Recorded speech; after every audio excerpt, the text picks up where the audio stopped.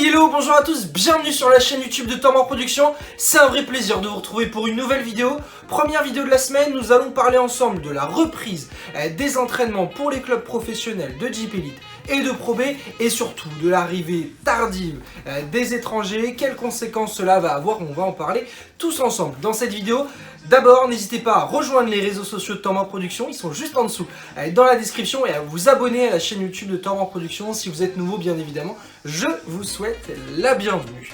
Si vous nous avez suivis ces dernières semaines sur les réseaux sociaux, vous avez vu qu'un nouveau décor est en travail. Vous avez aussi vu qu'une petite FAQ est en préparation. Donc n'hésitez pas à nous poser des petites questions, que ce soit en privé, que ce soit sur Twitter, sur Facebook, sur Instagram. J'y répondrai dans une prochaine vidéo très prochainement. Donc notre sujet du jour, c'est tout simplement cette question: et si les étrangers ne revenaient pas tous, et si les étrangers n'étaient pas tous présents à la reprise du championnat mi-septembre? C'est une éventualité qu'il ne faut pas oublier en raison de la situation sanitaire du monde actuel aujourd'hui. Malheureusement, certains étrangers sont encore coincés dans leur pays, et notamment les Américains, puisque bon nombre de joueurs canadiens ont réussi à rejoindre la France, puisque les frontières ne sont pas fermées entre le Canada et la France. Par contre, les frontières entre les États-Unis et la France, et surtout l'Union Européenne, sont elles bel et bien totalement fermées, ce qui pose une vraie question, car quasiment tous les joueurs américains ne sont pas présents, alors que tous les clubs sont en train de reprendre cette semaine les entraînements. Donc ça pose vraiment de très nombreuses questions sur lesquelles on va revenir.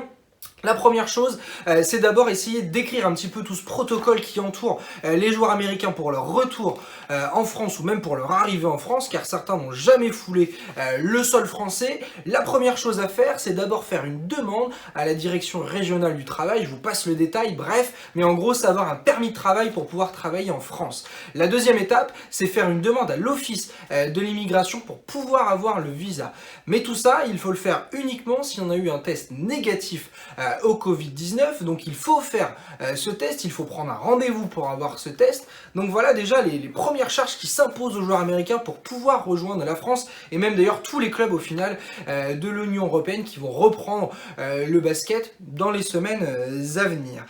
Après tout ça, il faut, une fois qu'on a réussi à avoir son visa, réserver un vol pour pouvoir venir des États-Unis jusqu'à la France. Les vols sont très rares parce que bien évidemment les frontières sont fermées, que les seuls vols qui courent et qui prennent le ciel sont uniquement les vols réservés pour ceux qui vont travailler. Donc ça veut dire qu'ils sont très rares, ils sont bien moins nombreux que d'habitude en situation sanitaire normale. Donc il faut réussir à trouver un vol, et après avoir réussi à trouver un vol, il faut surtout avoir un test à nouveau négatif moins de 72 heures avant le départ en France. Bref, c'est un enfer pour pouvoir rejoindre la France. Ça implique donc beaucoup de choses pour les joueurs étrangers. Ça montre déjà qu'ils ont bel et bien envie de rejouer au basket et d'aller jouer en France, parce qu'il faut quand même le vouloir pour pouvoir faire toute cette paperasse, même si ça reste l'administration française bien évidemment, et que tous les clubs, toutes les saisons sont bien évidemment obligés de répondre à des critères très durs pour faire venir les joueurs étrangers, sauf que cette saison c'est encore plus compliqué. Au final, le bilan il est simple, les étrangers manquent tous à l'appel à la reprise, 5 étrangers qui manquent du côté de Cholet alors que la reprise du championnat a sonné pour le club choletais. Les 4 joueurs américains de l'Orléans-Loiret Basket sont eux aussi absents. Selon leur manager général, leur arrivée devrait être peut-être le 15, peut-être le 20 août, mais encore une fois, il l'a dit de ses mots, rien n'est sûr. Du côté de Gravelines, c'est la même chose, les 4 joueurs US sont absents, et aussi Stoyanovski qui est bloqué pour l'instant en Macédoine. Itan Sedjev, le joueur israélien, devrait rejoindre dans les jours à venir le BCM, mais là aussi rien n'est encore sûr. Du côté de Chalon, on a annoncé pas d'arrivée avant 2 à 3 semaines pour les joueurs américains. Bref, c'est très compliqué dans le championnat de Jeep Elite et dans le championnat de Pro B pour pouvoir récupérer les joueurs américains.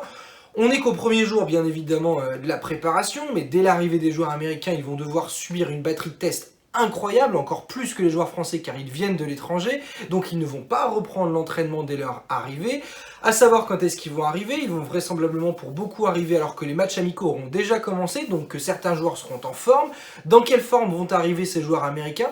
Bref, vraiment beaucoup de questions se posent, et si certains mettaient même encore plus de temps à arriver, et au final si certains n'arrivaient qu'en septembre, voire à la mi-septembre, Ça peut s'annoncer compliqué pour certains clubs, surtout pour ceux qui ne sont pas encore bien structurés administrativement.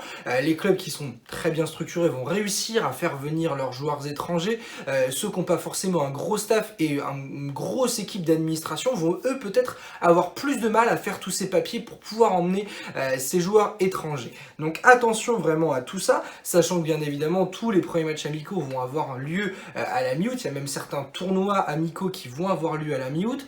La question qu'on peut se poser, et je vous invite même à y répondre avec moi en commentaire, c'est à quoi ça va servir de faire des matchs amicaux avec 4 joueurs français et le reste avec une équipe composée d'espoirs.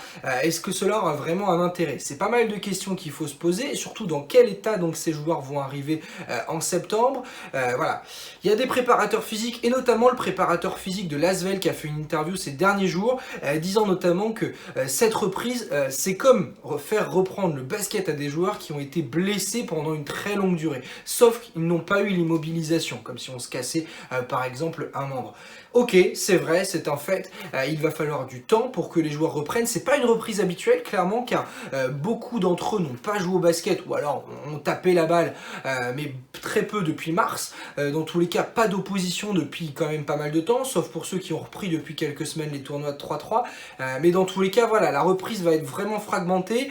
Au début, a priori, pour beaucoup de clubs, ça va être du travail individuel avant de reprendre de l'opposition collective. Cette opposition à haute intensité, elle va arriver que dans quelques semaines parce qu'il va falloir éviter les blessures. Bref, les préparateurs physiques vont avoir beaucoup de boulot dans les prochaines semaines, et ce boulot va être compliqué encore plus par l'arrivée tardive des joueurs étrangers.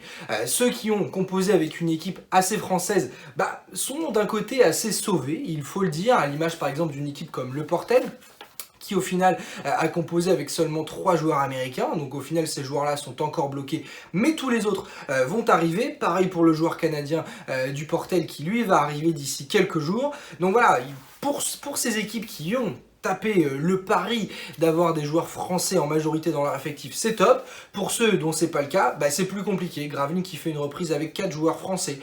Pareil pour une équipe comme Cholet. Donc là, ça devient compliqué. Et du côté de la Pro B, c'est exactement la même chose. Ryan Rooms manque à l'appel du côté de Saint-Quentin par exemple. Pareil pour Ryan Reed du côté de l'UJAP. Et beaucoup de joueurs américains n'ont pas pu encore arriver. Du côté de Limoges, on annonce par exemple une reprise aux environs du 10 août avec tous les joueurs américains arrivés. Voilà un beau pari, mais peut-être qu'administrativement le CSP fait le job aussi pour faire venir les joueurs. Mais dans tous les cas, c'est quelque chose qui s'annonce très compliqué. Je pense que c'était important de faire un point tous ensemble par rapport à ça. Et la grosse question que j'aimerais qu'on se pose tous ensemble, c'est et si cette reprise déjà dans un premier temps devait se passer sans certains joueurs, comment on ferait? Est-ce qu'on devrait retarder la reprise du championnat parce que malheureusement certaines équipes ne seraient pas au complet? Ou alors est-ce qu'il faudrait compenser avec des joueurs français qui sont encore libres, car il y a encore beaucoup de joueurs français formés localement qui sont disponibles sur le marché des transferts. Donc voilà, plein de questions vraiment qui se posent. Selon certaines informations, 3 charters devraient partir dans les jours à venir. Ces 3 charters devraient emmener des joueurs de Jeep Elite en passant par 3 villes américaines pour pouvoir justement derrière permettre à ces joueurs de rallier la France et de rallier leurs équipes. Donc ça c'est quand même une bonne nouvelle. Malheureusement voilà, ça ne reste encore que quelques petites infos qui fustigent comme ça, rien encore vraiment d'officiel, mais s'ils partent, il faudra des papiers en règle, donc selon la démarche que je vous ai présentée juste avant. Donc dans tous les cas, ça va s'annoncer très compliqué. Ce qui est sûr, c'est que la saison prochaine va être dictée par ce Covid-19. Ce qui est sûr aussi, c'est que malheureusement, les équipes qui performeront le plus seront peut-être celles qui auront le plus de chance avec le Covid, car on connaît déjà la démarche vis-à-vis du Covid pour la saison à venir. Yann Rivoal, le président de l'EDSM Le Portel, en a un petit peu parlé. Il a dit notamment que toutes les semaines, les joueurs subiront une batterie de tests auxquels ils devront répondre et auxquels les tests devront être négatifs. Si jamais un test venait à être positif, dans ce cas, ces joueurs seraient isolés pendant plusieurs jours, donc ils ne pourraient pas jouer. Bien évidemment, toute l'équipe subirait elle aussi une batterie de tests pour être sûr que personne ne soit positif au Covid parmi les coéquipiers. Donc ça va s'annoncer très compliqué. Il suffit que le joueur majeur de telle ou telle équipe soit positif au Covid, il n'est pas là pendant 1 ou 2 semaines, 2 défaites, et puis ça peut plomber une équipe. Donc ce qui est sûr, c'est que la saison prochaine va être dictée par ça. On va bien évidemment tous se faire des previews, on va faire des pronostics tous ensemble sur cette chaîne YouTube dans les semaines à venir. Je vais faire mes pronostics pour les championnats de JP Elite et de Pro B. Mais voilà, ça dépendra toujours de ce qui va se passer par la suite. Donc voilà, on va tous pouvoir s'amuser un petit peu à faire nos pronos, mais ce qui est sûr, c'est que la saison prochaine va être dictée par ce Covid et ça risque de poser beaucoup de questions. L'équipe qui aura le plus de chance, peut-être, ça sera celle qui atteindra le mieux ses objectifs. Donc tout ça, il faudra vraiment qu'on y pense. Mais je voulais qu'on en parle tous ensemble. N'hésitez pas d'ailleurs à me donner votre avis. N'hésitez pas d'ailleurs à me dire si votre équipe est sous le coup justement de cette arrivée tardive des joueurs américains notamment, mais pas que. Stoyanovski, joueur de Cholet, lui est bloqué du côté de la Macédoine. Donc il n'y a pas que ça. Les frontières sont resserrées, les frontières sont quasiment toutes fermées. C'est très compliqué. Ça va être le cas d'ailleurs pour la Coupe d'Europe. On aura peut-être le temps d'en parler dans une prochaine vidéo. Mais quand il va falloir passer des frontières, quand il va falloir emmener des joueurs à l'étranger pour pouvoir jouer, ça va être compliqué. Donc il y a beaucoup de choses qui vont être remises en question dans les semaines à venir.